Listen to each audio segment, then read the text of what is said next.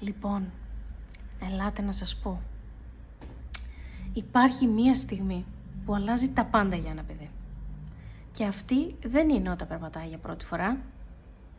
Γεια σας, είμαι η Βίκη από τις Καρδιοπατούσες στην Καβάλα Ρωμανού 11 και στο κατάστημά μου εφαρμόζω αυτόνομη εμπειρία επιλογής παιδικού υποδήματος.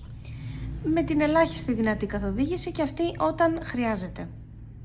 Η στιγμή λοιπόν που αλλάζει τα πάντα για ένα παιδί είναι η στιγμή που κάνει το πρώτο του ανεξάρτητο βήμα. Όταν δεν κρατάει πλέον κανένα χέρι. Όταν δοκιμάζει μόνο του, τελείως μόνο του.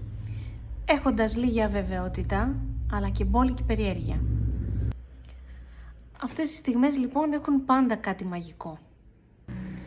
Και φυσικά δεν είναι το παπούτσι που τις δημιουργεί.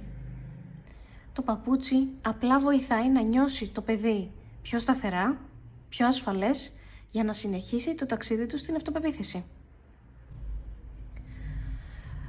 Κάθε κίνηση λοιπόν που κάνει με τα χεράκια του, με το σώμα του, με τα μάτια του, δεν είναι απλά δεξιότητα. Γίνεται κατάκτηση, γίνεται αυτονομία. Με ποιο προορισμό? Το άνετο βάδισμα προς την ευτυχία.